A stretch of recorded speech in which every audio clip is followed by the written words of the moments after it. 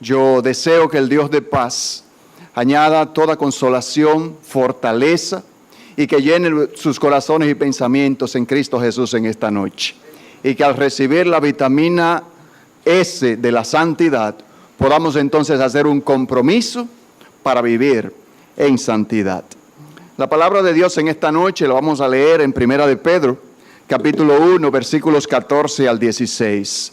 Pedro le escribe a los judíos que estaban en la dispersión las palabras siguientes en el capítulo 1, versículos 14 al 16 de su primera carta.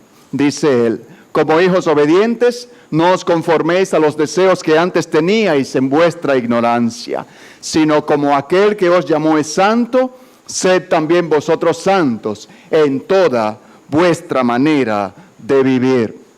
Porque escrito está: sed santos, porque yo soy santo. Padre que estás en el cielo, muchas gracias por tu palabra leída en esta noche. Oh Señor, y tú das tu palabra para que ejerza ese efecto que tú quieres que ejerza en nosotros.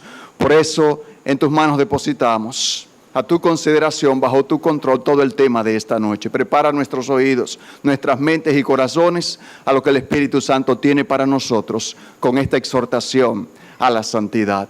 Usa a tu siervo como tú quieras, para que al aplicar esta vitamina, cada vida aquí pueda recibir esa dosis de santidad que tanto necesitamos todos nosotros mientras vivamos en este mundo. Gracias, Señor, glorifícate en esta noche, como lo hiciste anoche también, en el nombre de Jesús. Amén. Oswald Chambers en una ocasión escribió lo siguiente: el destino final del hombre no es felicidad, ni salud, sino que santidad. Y entonces dice: Dios no es una máquina eterna al servicio del hombre. Él no vino a salvar al hombre de su miseria. Él vino a salvarlos porque Él los creó para ser santos. Y si eso es cierto, que Dios me creó básicamente con un solo propósito, el de ser santo, eso implica entonces que Dios no ha de escatimar dolor, dificultad, tristeza, depresión, desierto, desánimo, fracaso, victorias. No importa mi experiencia, toda está diseñada para crear en mí la imagen de Dios, de principio a fin. Yo creo que eso es una idea vital para el Hijo de Dios, porque de lo contrario vivimos con expectativas erróneas de lo que nuestra vida debe ser. Yo necesito entender finalmente lo que Romanos 8, 28 y 29 está tratando de comunicarme. Pablo habla de que todas las cosas cooperan para bien para aquellos que han sido llamados conforme a su propósito, para aquellos que aman a Dios. Pero el próximo versículo, el 29, me dice qué es eso a lo que las cosas están contribuyendo para bien, para que seamos formados conforme a la imagen de su Hijo. De tal forma entonces que toda mi vida va a ser dirigida, va a ser orquestada por Dios en una dirección que termine formando en mí la imagen de su Hijo. No importa si me hace feliz o infeliz, no importa si me duele o no me duele, no importa si es algo que yo aplaudo o desapruebo. Al final es buena porque la imagen de Dios ha estado siendo formada en mi persona. Ahora escucha que todos vamos a terminar ahí, pero no todos terminamos ni llegamos ahí de la misma manera. Esta palabra está aquí con ejemplos para probar eso, pero déjame tratar de ilustrarlo. Permíteme usar una ilustración médica por un momento, que no es perfecta, pero que ninguna lo es cuando se refiere a Dios. Suponte que tengamos dos pacientes, ambos con una pierna gangrenada. Ambos en necesidad de amputación porque lamentablemente ya es muy tarde para hacer otro esfuerzo. El primer paciente recibe la noticia, no le gusta, no le agrada, pero entiende la razón. Si queremos sanar tu cuerpo, necesitamos amputar este miembro de tu cuerpo. Así que él accede, el cirujano lo opera. Él recibe anestesia general y tiene algo de dolor, porque después de la amputación queda dolor producto de la cirugía por algunos días. El segundo paciente se resiste continuamente a que el cirujano haga lo que él sabe que necesita hacer. Finalmente la pierna se infecta, el paciente está a punto de colapsar y en esas condiciones, al borde de la muerte, entonces él finalmente accede a que su pierna sea amputada.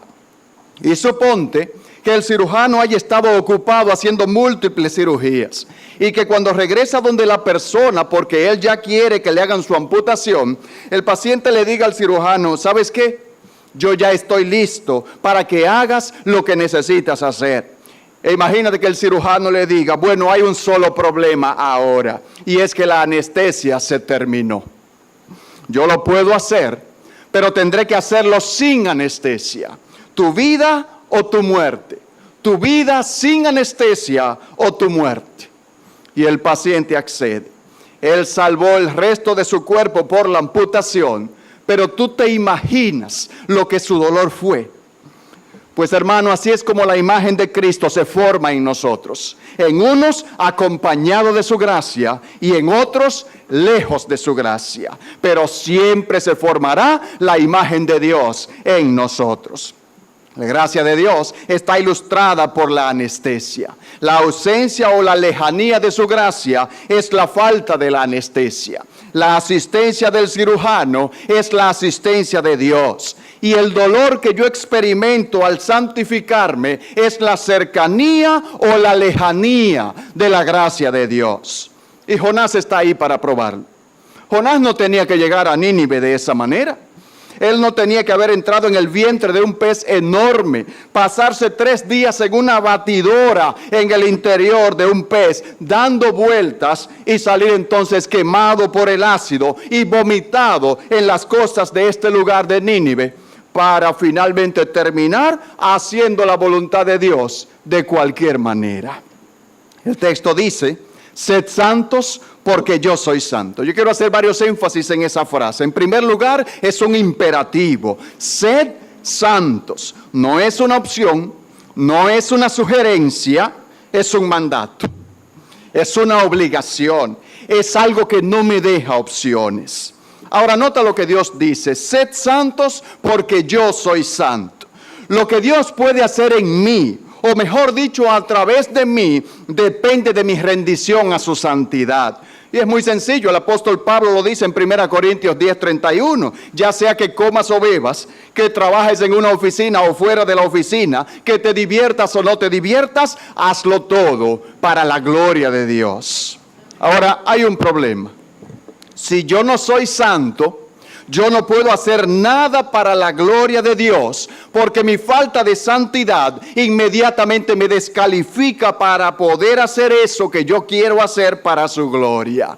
Y ahora yo tengo un gran problema. Y es que cada vez que yo trato de hacer algo para Dios, no viviendo una vida de santidad, yo peco. No importa si es predicar la palabra, enseñar en la escuela dominical o arreglar sillas. Cada vez que yo trato de hacer algo para la gloria de Dios, no estando yo en un estado de santificación, yo estoy pecando, lo cual agrava mi condición.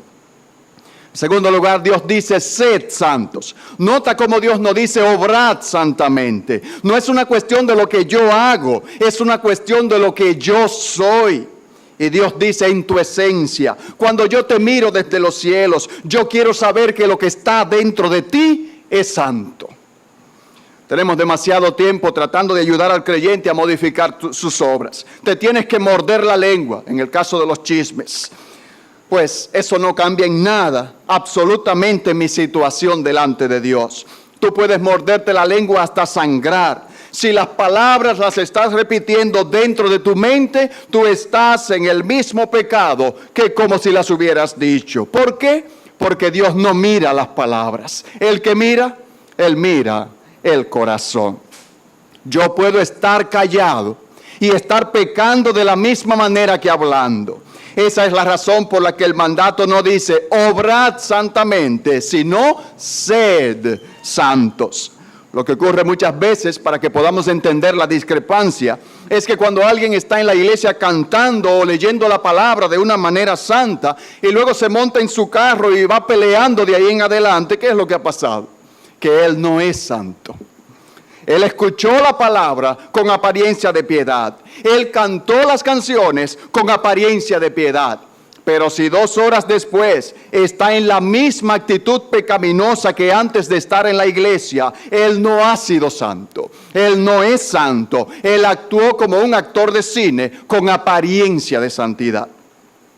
Cuando Dios dice, sed santos, Él está hablando de que las intenciones de tu corazón, las motivaciones de tu corazón, los pensamientos, los hábitos, aquellas cosas que llegan a tu mente cuando nadie escucha excepto Dios, puedan tener santidad. Y eso es otra cosa, porque ese es un interior que solamente Dios conoce. Yo no puedo juzgar la santidad de una persona por la hermosura de sus oraciones, ni por la frecuencia con la que viene a la iglesia, ni por el hecho de que enseña la palabra de Dios, o la facilidad con que cite la Biblia. Yo puedo hacer todas esas cosas como los fariseos lo hicieron y no ser santo. En tercer lugar, necesitamos recordar que la palabra santo aparece traducida del original como kadosh. Y kadosh en el hebreo implica apartado. Antes de significar pureza, significa apartado. De tal manera que cuando Dios me dice a través de Pedro, sed santos, porque yo soy santo, Dios está diciendo, apártate, sepárate, distínguete, desarticúlate de eso que eras, de esa manera de vivir, de la forma como pensabas, aléjate, distánciate. Eso es lo que Dios está diciendo. No nos podemos conformar a la forma de ser anterior y vivir de esa manera dentro del reino de los cielos. Por eso es que el texto nos dice, no os conforméis a los deseos que antes teníais en vuestra ignorancia. Él habla de deseos, cosas en el interior nuestro que nadie sabe, que nadie conoce, excepto Dios. No os conforméis a esos deseos que antes teníais. Mi manera de hablar, mi manera de vestir, mi manera de caminar, mi manera de ser por completo tiene que ser cambiada. Nueva criatura eres. Una nueva criatura tiene que tener una nueva apariencia, un nuevo estilo de vida, una nueva forma de ser. La marca distintiva de mi salvación es santificación progresiva. Déjeme explicar este término. Cuando el Señor nos llama y nos salva, Él nos reviste de su santidad posicional. Somos santos en Cristo. O sea, ya tenemos derecho al reino de los cielos por su gracia. Ahora bien, de ahí en adelante la carne sigue operando en nosotros. Y por tanto el Espíritu Santo produce en nosotros lo que se llama santificación progresiva, que empieza desde el momento que yo me convierto hasta que Cristo venga por su iglesia. Finalmente se cumple la santificación perfecta, porque en aquel día seremos semejantes a Él, porque le veremos tal y como Él es.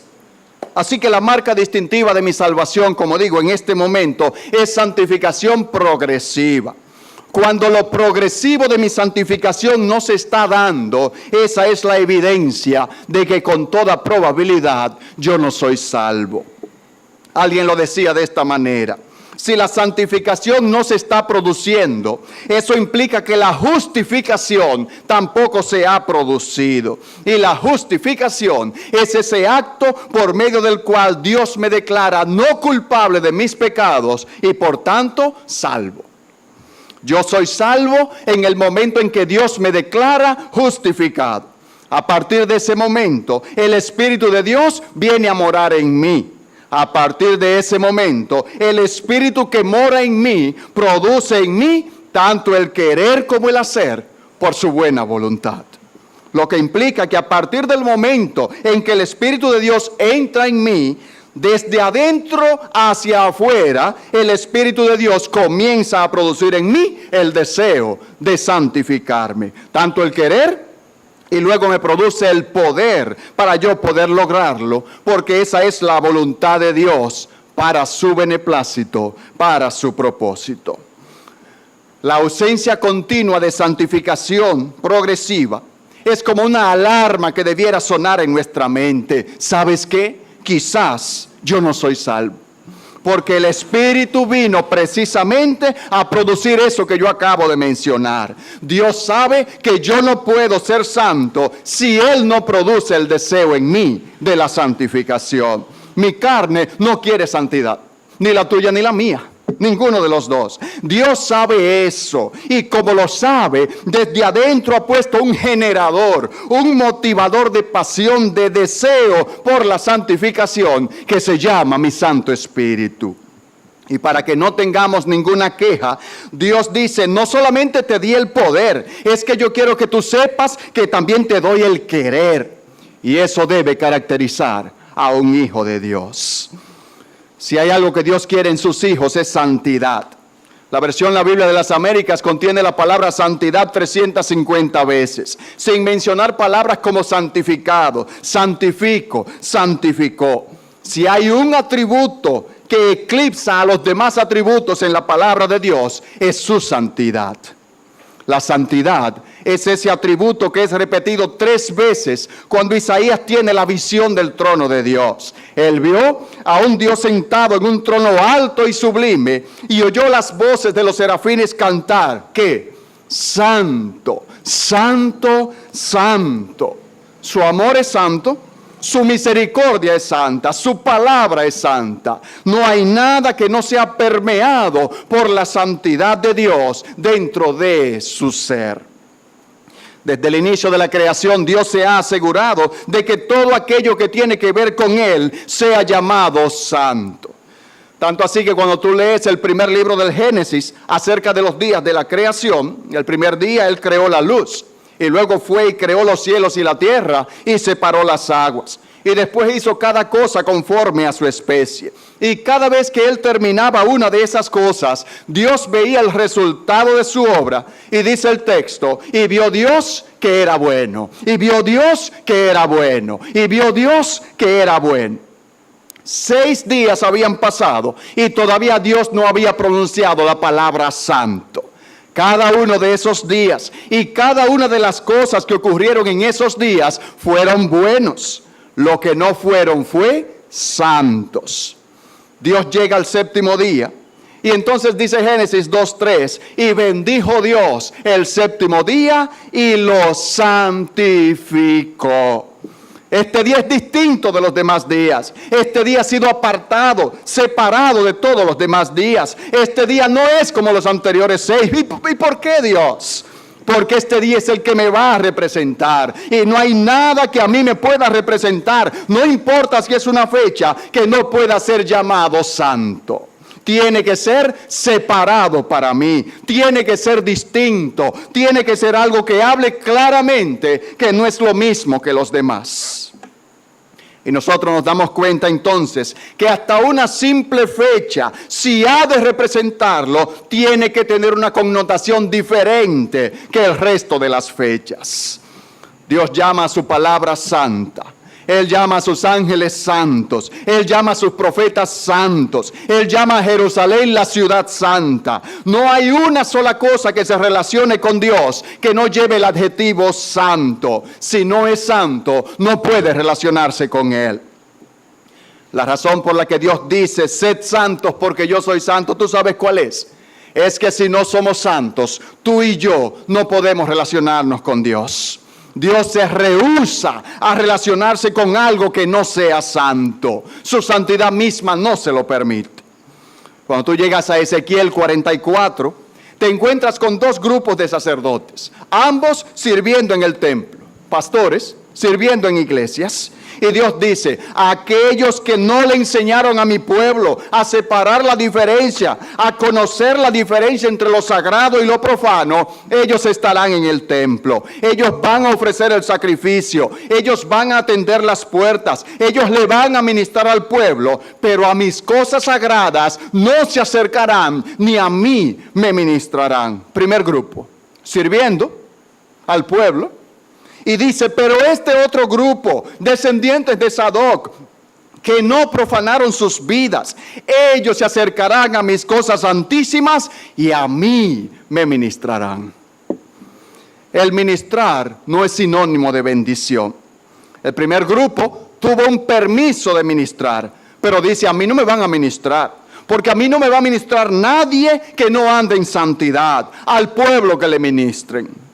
Y esos no tienen salvación. Ahora el otro grupo me va a ministrar. Ese es el grupo que ha permanecido fiel a mi santidad. ¿Te acuerdas, mi hermano, cuando Moisés tiene su encuentro en el desierto? Para que veas si todo lo que se relaciona con Dios tiene que ser llamado santo.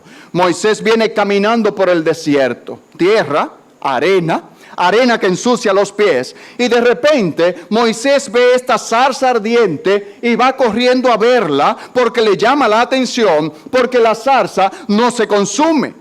Y cuando se va acercando, Dios lo detiene y le dice: Moisés, Moisés, detente, quítate las sandalias, porque el lugar que estás pisando, tierra santa es. Pero yo he andado por esta arena anteriormente con sandalias. ¿Y cuál es el problema ahora? Que yo me he hecho presente, Moisés. Y ahora, porque yo me he hecho presente, este pedazo de arena ha sido separado del resto del desierto. Y este pedazo de arena ha comenzado a ser santo porque yo estoy aquí. Y de repente ahora, Moisés, quiero que entiendas que este pedazo de arena que ha sido separado del desierto no tiene la misma connotación que el resto del desierto por una sola razón, porque yo estoy aquí ahora, Moisés. Déjame hacerte una pregunta. Si eso lo dijo Dios con relación a arena, ¿qué tú piensas que Dios diría de nosotros, donde Él ha venido a habitar dentro de nosotros? ¿Te das cuenta de la seriedad de querer ministrar en la presencia de Dios y en el nombre de Dios? Que aún un pedazo de arena del desierto ha sido separado del resto. Mucho más cuando tiene que ver con sus hijos, que somos nosotros, donde Él quiere que nos separemos del resto. Déjame darte un principio. Hay una relación directa entre mi grado de santificación y cuánto Dios quiera usarme. Dios quería usar a Moisés, pero no sin que él antes entendiera la necesidad de su santificación y de la necesidad de andar en santidad por el resto de su vida. Dios se rehúsa a usar un vaso que no haya sido apropiadamente santificado, porque ni con el desierto Él puede hacer eso. Dios quiere ver en nosotros un deseo intencional de santificación, donde Él vea mi propósito, mi deseo, mi afán, mi esfuerzo de que yo quiero santificarme. ¿Tú te acuerdas cómo Dios comenzó con Abraham? Dios interceda a Abraham, habla con él y le dice: Abraham, vete de tu tierra y de tu parentela. Pero tú no eres Dios, tú no eres omnipresente. Lo que tú quieres hacer conmigo no lo puedes hacer aquí conmigo. No, Abraham, no en esta tierra y no al lado de tu parentela. ¿Pero por qué, Dios? ¿Te acuerdas lo que la palabra santo significa? Separado. ¿Qué es lo que Dios está haciendo con Abraham? Lo está separando. Dios no ha usado nada ni nadie sin ser previamente separado para Él. Y Dios está separando a Abraham. Vete de tu tierra, vete de tu parentela, vete de aquello que te puede contaminar. Abraham, tú tienes demasiado tiempo viviendo entre dioses paganos, en tierra pagana, con familiares paganas. Si te dejo aquí, vas a continuar siendo un pagano. La obra que yo quiero hacer en ti, Abraham, necesita ser hecha lejos de eso que te atrae, de eso que te llama, aquello por lo que tu carne está sedienta. Yo no puedo hacer mi trabajo en ti, Abraham, mientras tu carne está soñando con las cosas que complacen a la carne. Vete. Y Abraham se fue. Y en el camino de la obediencia, Dios se le aparece y comienza a hablar con Abraham a tal punto que es el hombre de quien Dios dice que se llama el amigo de Dios. Cuando Dios llamó a la nación de Israel, le dio una señal. ¿Tú te acuerdas cuál fue esa señal que le dio? Circuncisión. Tomas el prepucio, lo cortas y lo separas. Eso no es accidental. Dios está tratando de comunicarnos algo. Yo estoy tomando una nación y la estoy cortando del resto de las naciones y la estoy separando porque yo no he trabajado con nada ni con nadie que no haya sido previamente separado de aquello que es común a él o a ella. Y mucho menos cuando mi carne quiere esas cosas. Eso era lo que significaba la circuncisión. Dios pudo habernos dado múltiples señales, pero Él decidió darnos una que tenía que ver con separación, para que entendamos que si nosotros queremos ser utilizados por Dios, necesitamos ser separados para Dios. Dios quiere ver que yo estoy haciendo un esfuerzo verdaderamente intencional, significativo, de separarme de mi anterior vida y de mi pasada forma de vivir. Y eso puede significar diferentes cosas para diferentes tipos de nosotros. En algunos casos, eso pudiera significar separarme de mi trabajo. En otros casos, pudiera significar separarme de mi tierra, como en el caso de Abraham. En algunos casos, pudiera significar incluso separarme de mi familia, como en el caso de Abraham. Esa es la razón por la que cuando Cristo vino dijo: el que ama a padre y a madre más que a mí, no es digno de mí. En otras palabras, si hay cosas en las que tú estás involucrado, con las que te estás relacionando, que tienen que ver con tu mamá, con tus hijos, con tu papá, y tú prefieres mantenerte relacionado a eso, porque no te atreves a decir que no, con la excusa de que son tu familia, estás violando mi pacto. Cristo te dice, eso implica, tú no eres digno de mí, porque no has entendido que yo tengo que estar por encima de todo eso, por encima de todas tus relaciones. Y eso es parte de tu llamado. En ocasiones yo escucho cosas como esta, me parecen duras y muchas veces no las creo.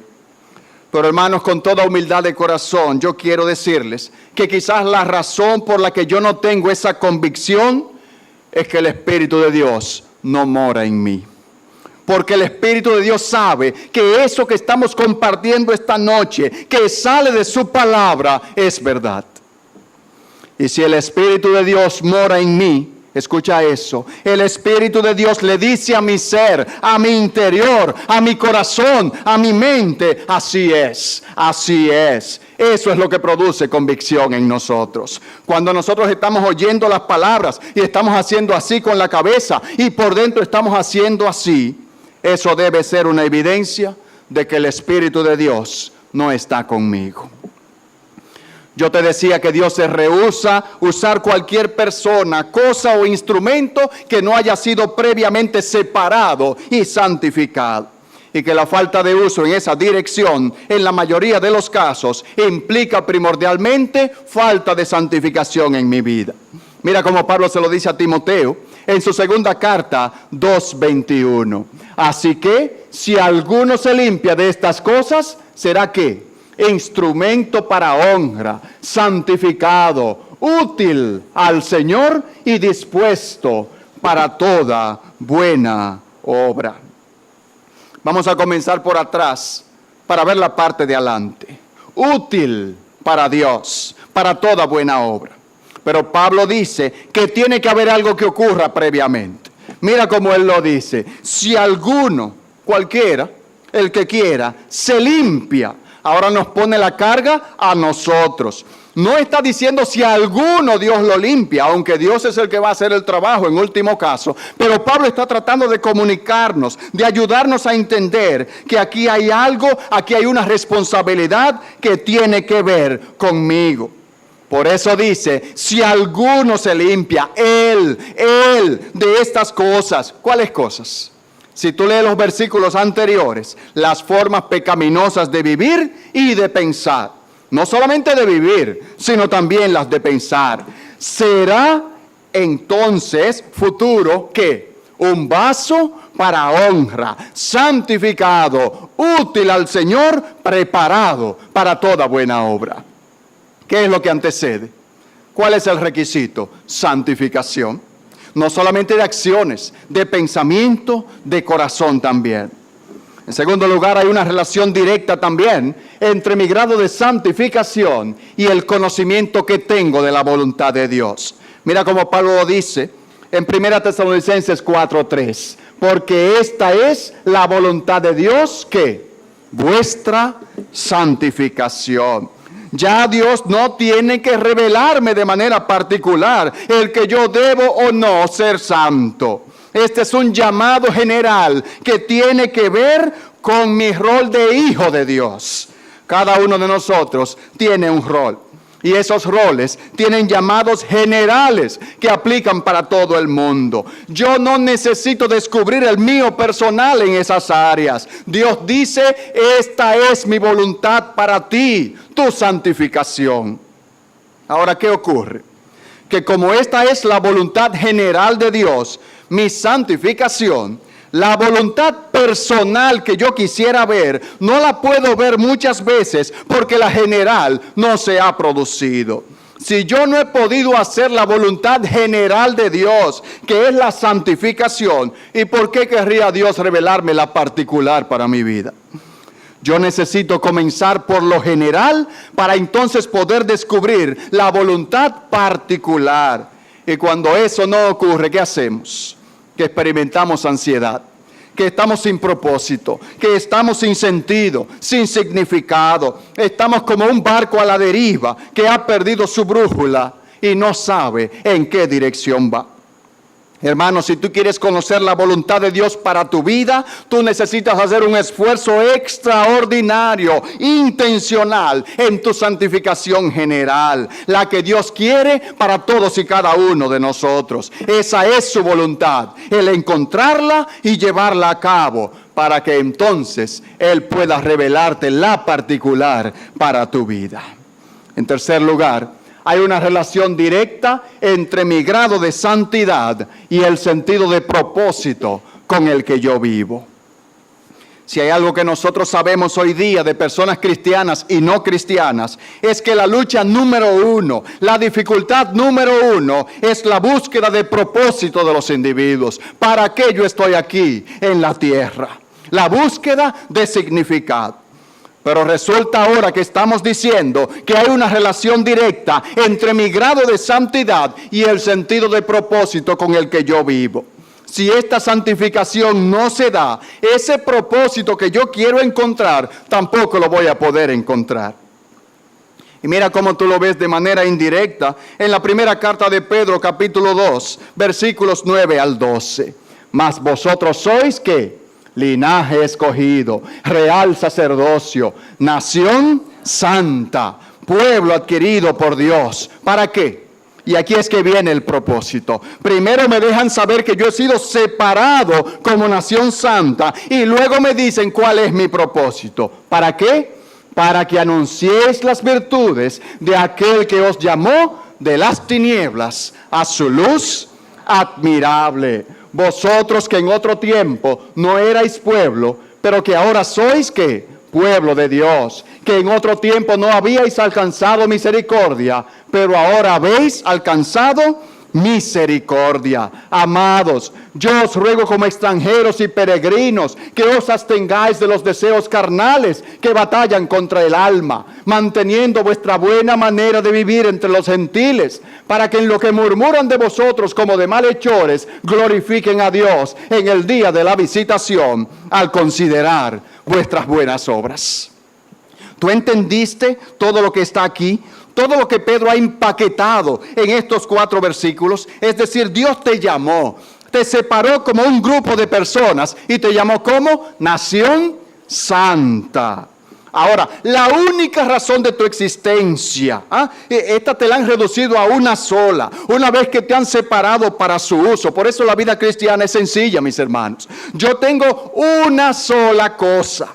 En este caso de este texto, me la han reducido a una también, que anuncie las virtudes de aquel que me llamó de las tinieblas a su luz admirable. ¿No tengo otra? Hermano, ¿y qué yo puedo hacer en mi trabajo? Anunciar las virtudes de aquel que te llamó. Pero yo lo que soy es plomero. Como plomero, Dios quiere que tú anuncies las virtudes de aquel que te llamó. Pero tú recuerdas cuál fue la virtud número 1 que yo mencioné al principio, que eclipsa a todas las demás virtudes de Dios: su santidad. Por eso primero me dicen que somos nación santa. Y entonces ahora que somos nación santa, me han llamado a anunciar las virtudes de aquel que me llamó. ¿Y cuál sería la forma más apropiada, más efectiva, más contundente, más impactante de yo anunciar la virtud de santidad de Dios, que es la que eclipsa a todas las demás, viviendo en santidad? ¿Sí o no? Tan sencillo como eso.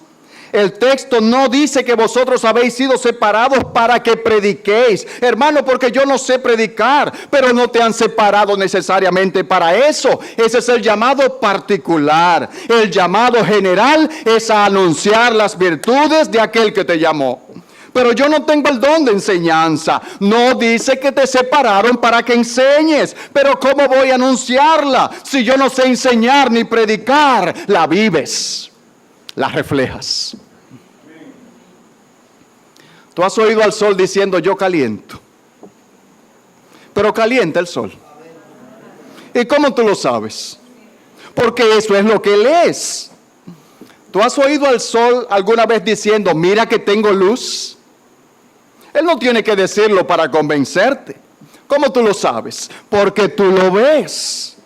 Entonces, la mejor manera de yo anunciar las virtudes de Dios o la virtud de Dios es reflejando sus virtudes. ¿Cómo? En una vida de santidad, donde el otro pueda verla, aunque yo no pueda enseñarla ni predicarla. La realidad es que si tú reflejas las virtudes de aquel que te llamó de las tinieblas a la luz, otros lo van a notar y te van a preguntar. Y tú vas a poder de forma natural compartir eso. Pero el otro tiene que verlo. Y entonces te va a preguntar cuando lo vea. A muchos de nosotros nos ha pasado de gente que se acerca y nos dice, óigame, ¿usted es cristiano? ¿Ah? ¿Le ha pasado alguna vez? ¿Por qué? Porque ven nuestra forma de actuar. Porque ven nuestra forma de conducirnos. Y no nos han visto en la iglesia. Nos ven por la calle, por ahí, en cualquier lugar, hasta lejos de la ciudad donde vivimos. Y nos preguntan, ¿pero tú eres cristiano? ¿Por qué? Porque están viendo algo diferente a lo que acostumbran a ver en todas las demás personas. En el versículo 11 del texto que leímos, hay un llamado a separarnos de las pasiones carnales y a tener una conducta irreprochable entre los gentiles. Yo voy a preguntar, no tiene nadie que levantar la mano.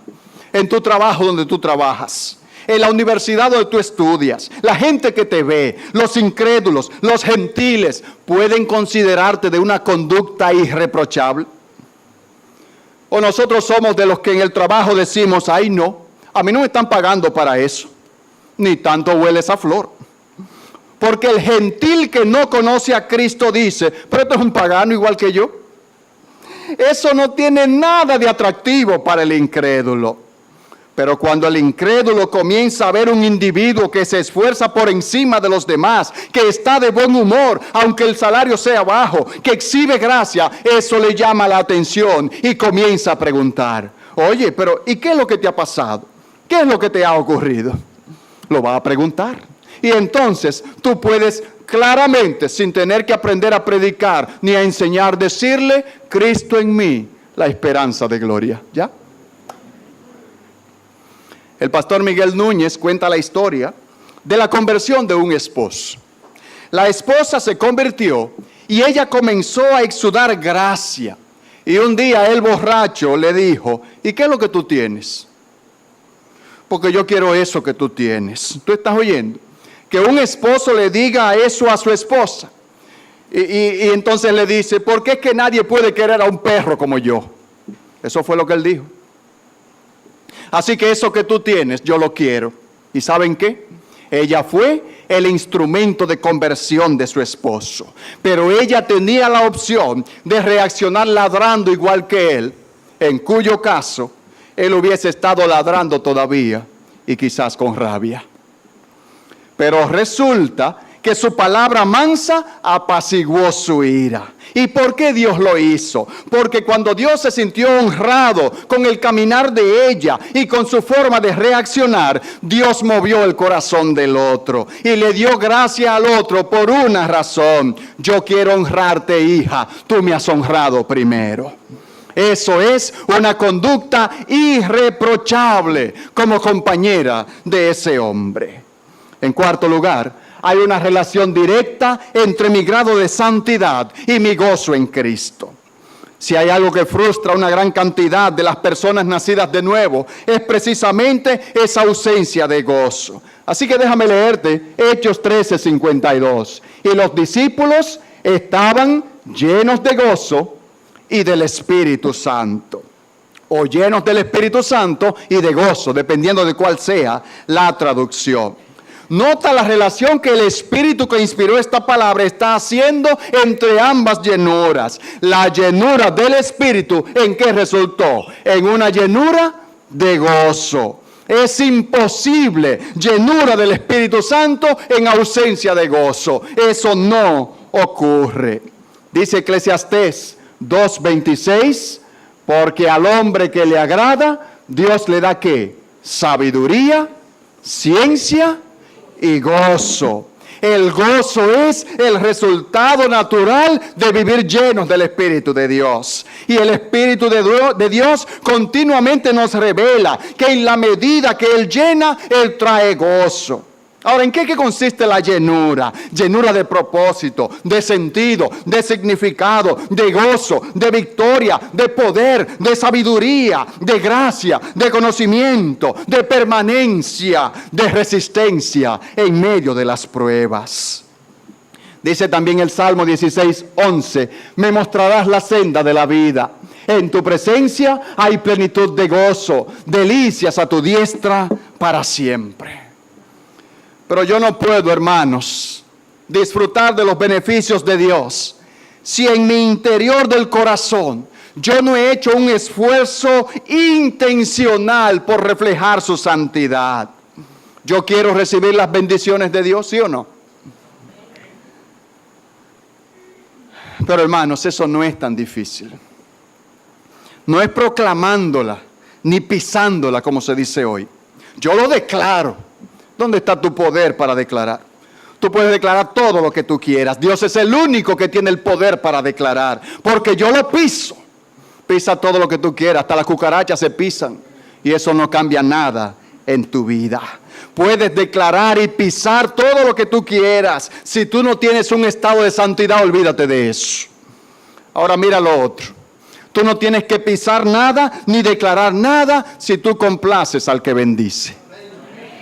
El resto se da por añadidura. ¿Tú has visto una mata de mango para ilustración? Suponte que la mata de mango pudiera pensar y hablar.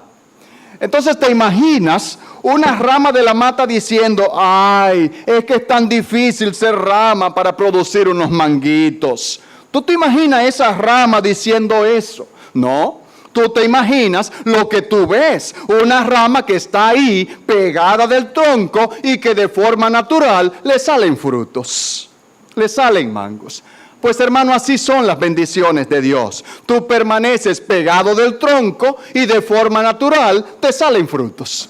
Tan sencillo como eso. Separados de mí, nada podéis hacer. Vosotros sois las ramas, ¿yo qué soy? Yo soy la vid, yo soy el tronco. ¿Y cuál es el mandato? Permaneced en mí. Tú tienes una sola cosa de la cual preocuparte: permanecer pegado. Quiero vivir pegado a Cristo. Y Dios se encargará entonces de hacer fluir la savia a través de las ramas y los frutos. No es tan complicado, hermanos. Complace al que bendice. Sigue pegado a Él, permanece pegado a Él y las bendiciones de Dios vendrán sin tú tener que pisar ni declarar nada. Pero yo tengo primero que separarme del mundo.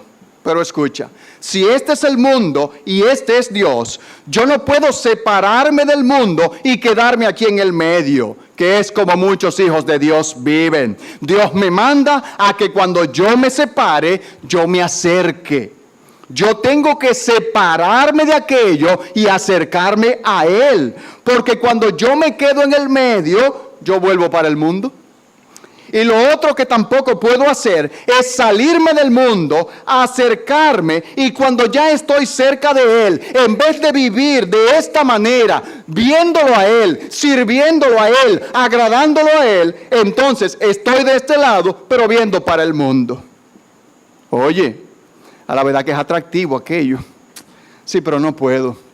Mira qué bien, me gustaría. No, porque esa persona no vive de este lado, él vive de aquel lado, porque su mente y su corazón no están aquí, están allí donde ellos estaban antes.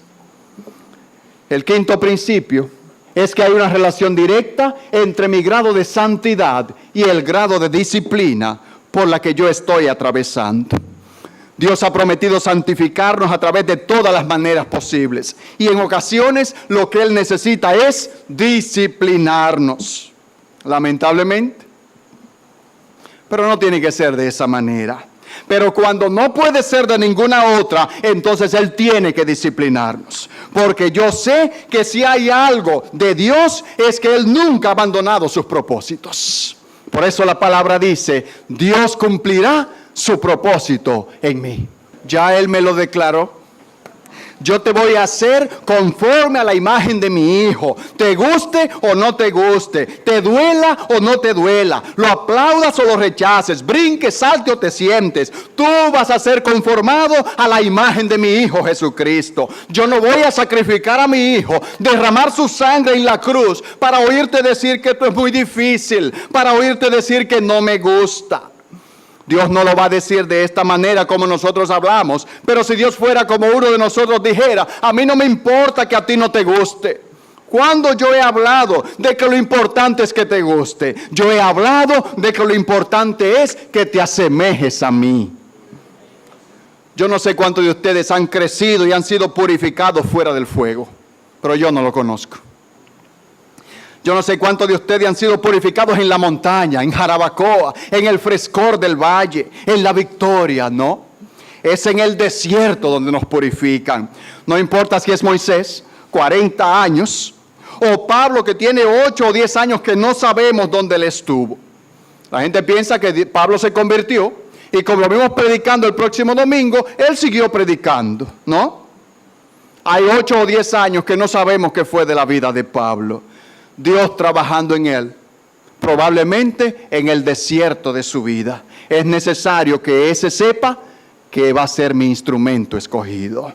Hay desiertos largos, áridos, calurosos, pero todos vamos a pasar por ese desierto. Pablo en Arabia, Moisés en el desierto de Madián y nosotros en nuestros propios desiertos espirituales. Hermano, pero yo no he pasado por ese desierto, no se apure.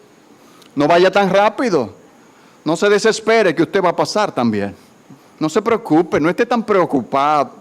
Pero todo el mundo ha pasado por ese desierto. Y probablemente yo esté ahí de nuevo. Quizás es un día, una semana, o quizás un año, o 10 años. Dependiendo de cuánto yo necesite ser conformado, o dependiendo de cuánto yo haya resistido la voluntad de Dios. Yo no sé en qué situación tú estás ahora, pero escucha. Esa situación en la que tú estás es parte de formar la imagen de Dios en ti. No importa la que sea, esa es la manera como Dios lo está haciendo. Dios puede hacerlo por medio de la obediencia o por medio de la disciplina. Dios nos dice, ok, vamos para Nínive. ¿Cómo quieres ir? ¿Por ballena o por aire? Pero vamos para Nínive. Lamentablemente, ¿sabes qué? A la mayoría de nosotros tienen que vomitarnos en la playa y sin necesidad. Ha habido casos, el mío personal, de personas tragadas y vomitadas, para hacer alusión a lo que voy a hacer ahora. Esas personas han aparecido quemadas del ácido. Entonces Jonás tiene ahora que predicar a ese lugar quemado del ácido. Cabello, cara, ojos, todo quemado. ¿Tú sabes lo que estar 3 días dando tumbos en una batidora de una ballena o de un pez grande con el olor de todos esos pescados que se comió por 3 días y tú parte de esa digestión? Lamentablemente, en la mayoría de los hijos de Dios, la imagen se forma así, en barrigas, en vientres. Cuando Dios dice, ¿sabes qué? No tiene que ser de esa manera. ¿Por qué no miras a mi hijo? ¿Por qué no te fijas cómo él oró en el huerto de Getsemaní? ¿Por qué no te das cuenta de que mi hijo nunca pidió que le quitaran la cruz delante? ¿Nunca? Simplemente, si es posible, claro. Y si no, pues que se haga tu voluntad, Señor, y no la mía. Nosotros tratamos de vivir haciendo nuestra voluntad y cuando no nos gusta, decimos, no, Dios no me está llamando. ¿A quién le gusta ir a Getsemaní? ¿Cuántos de ustedes son candidatos a Getsemaní? ¿Cuántos de ustedes dicen, yo quiero ir a Getsemaní? ¿Cuántos de ustedes han hecho eso? Porque habría que examinarlo psiquiátricamente. A nadie le gusta Getsemaní. Pero Getsemaní es el único lugar donde tú entregas la última fibra de tu voluntad. Hasta que esa última fibra no sea rendida. Escúchame bien, en cuanto a la santificación, si te quieres llevar una sola cosa, llévate esto. Hasta que esa última fibra no sea rendida, Dios contenderá contigo. Porque esa fibra compite con su señorío. Esa fibra quiere empujarlo de su trono. Esa fibra quiere impedir la imagen de Dios en nosotros. Y Jonás nunca entregó la fibra. Él murió así. Un grupo de cristianos disfruta la vida cristiana y tiene una experiencia de gozo mientras la vive. Lamentablemente, esa no es la experiencia de la mayoría. Yo no estoy hablando de que no disfruta una canción. Yo no estoy hablando de que no aplaude el domingo. Yo no estoy hablando de que no levanta los brazos, de que no abraza, de que no sonría. Estoy hablando de que su vida de lunes a domingo esté caracterizada por una experiencia gozosa y de satisfacción, donde él disfruta su día a día, disfruta sus relaciones, disfruta su trabajo, disfruta la lectura de la palabra, disfruta venir a la iglesia, disfruta predicar para los predicadores, disfruta escuchar un buen sermón. Él vive una experiencia de gozo constante aún en medio de las pruebas. Si la vida que Dios regala no puede ser de esa manera, entonces yo no sé qué clase de Dios es ese, que dice ser tan suficiente y resulta que yo vivo lleno de insuficiencias. Pero ¿cuál es la razón? Que yo no quiero su suficiencia. Yo quiero llenar mis insuficiencias a la manera como yo entiendo que deben ser llenadas. Y Dios dice, pues no, porque eso compite con lo que yo soy. Eso compite con el Dios que yo soy. Yo soy tu suficiencia. Y Dios pudiera decir en nuestro lenguaje, no me importa si tú lo entiendes de otra manera. Si tú crees que eso es lo que te va a llenar, si tú crees que eso es lo que te va a satisfacer, nada de eso va a llenar lo que solamente yo puedo llenar. Eso es una cisterna agrietada que no retiene agua. La vas a comenzar a llenar y te darás cuenta de que sigues insatisfecho hasta que yo sea tu suficiencia en todo. Absolutamente en todo. Tengo un hijo difícil. Yo soy tu suficiencia en la desobediencia de tu hijo. Yo tengo un jefe difícil. Yo soy tu suficiencia en la dificultad que tienes con el jefe. Yo tengo dificultades económicas. Yo soy tu suficiencia en la dificultad económica. Yo tengo un problema de salud. Yo soy tu suficiencia en medio de tu cáncer. Yo te declaro que no hay absolutamente nada en lo que yo no pueda satisfacerte. Y cuando lo buscas por otros medios, permanecerás insatisfecho. Y terminarás buscándolo y nunca lo encontrarás. Yo soy lo que tú buscas. Yo soy Jesús. Amén. Hasta que el pueblo de Dios no entienda eso, se puede olvidar de bendiciones, se puede olvidar de su presencia, se puede olvidar de su sanación, se puede olvidar de que Dios los use. Dios es nuestra suficiencia y el resto son dioses ajenos, sentados en el trono, ocupando trono ajeno. Muchas veces Dios ha mantenido ese grupo del que hablamos en el camino por su fidelidad, pero no con una experiencia de gozo, sino por su disciplina.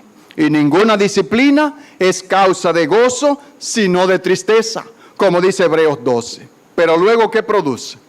Un fruto apacible. Esa es la razón por la que el gozo no existe en ese grupo de creyentes. Es porque están en medio de disciplina y no de obediencia. Entonces, ¿qué es lo que es causa de gozo? La presencia de Dios manifiesta en mi vida. Santiago 4:8 lo dice de una forma tan sencilla. La vida cristiana es sencilla, señores. Acercaos a mí, ¿y qué va a pasar? Y yo me acercaré a vosotros. Eso no es tan complejo, eso es simple. ¿Y cómo yo me acerco a Dios? Santificándome. Cuando yo me acerco, Dios se acerca.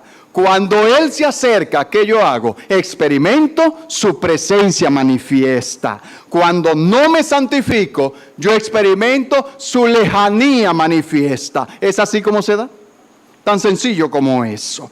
Si yo no participo de su santidad, yo no lo puedo ver. Yo no lo puedo sentir cerca. No tengo claro si Dios está conmigo o no. No tengo claro cuál es su voluntad para conmigo. En resumen, hay una relación directa no solo entre mi vida de santificación y mi grado de servicio. No solamente entre mi vida de santificación y el conocimiento de su voluntad. No solamente entre mi grado de santificación y el propósito con el que yo vivo. Sino que también hay una relación directa entre mi vida de santificación y mi gozo en Cristo. Hay una relación directa también entre mi vida de santificación y el grado de disciplina por el cual yo estoy atravesando. Hermanos, lo peor que nos puede ocurrir es escuchar palabras como estas y mañana volver a tener la misma experiencia con la que yo vine esta noche. Yo no creo que Dios nos da su palabra para que no ejerza un efecto en nosotros. Cada vez que la palabra de Dios es predicada, Dios entiende que ha iluminado áreas oscuras de nuestra mente. Y cuando esas áreas oscuras están iluminadas, nosotros tenemos dos opciones. Decir, wow, estaba en oscuridad. Lo que implica, estaba en pecado. Perdóname, Dios. O por otro lado, decir, no, eso no es así. Que es la experiencia de muchos cristianos. Eso no es así. Eso no es tan sencillo. Hermanos, es así de simple. La palabra lo revela una y otra vez. Hay evidencia de eso. Compara a Jonás con Pablo por un momento.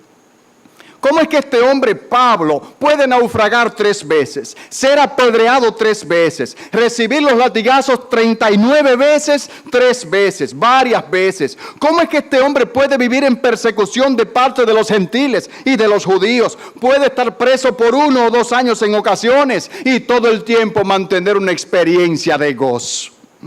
¿Cómo es que este hombre puede estar en un calabozo frío, oscuro, y escribir la carta a los filipenses, que se conoce como la epístola, el himno al gozo, desde un calabozo frío, solo? ¿Qué es lo que este hombre conoció que yo no conozco? Llenura, santificación, eso es todo. No es tan complicado. Esa es la única diferencia entre Pablo y nosotros, la vida con la que él vivió. Mi hermano, yo espero que tú y yo hayamos podido escuchar la voz de Dios en esta noche. Y en consecuencia, hagamos una decisión ahora. Quizás aquellos que han descubierto que no tenían salvación, puedan abrazar su salvación hoy. Y quizás aquellos que entendieron que tenían salvación, pero no santificación suficiente para ser bendecidos y usados por Dios, puedan en esta hora entregar la última fibra de su voluntad. Hasta que esa fibra última que tú estás reteniendo, ese control que tú quieres tener, no sea rendido a Dios, entonces Dios estará luchando contigo. Dios estará peleando contigo. Dios te estará disciplinando constantemente hasta que tú entiendas que Él debe ser el único Rey y Señor de tu vida. Y que toda tu vida debe estar rendida a Él. Yo quisiera que esta noche hagamos hoy, ante el altar de Dios, un compromiso de vivir en santidad. Yo no sé cuántos van a hacer ese compromiso en esta noche, pero yo lo quiero hacer ahora. Yo lo quiero hacer ahora. Un compromiso de vivir en santidad.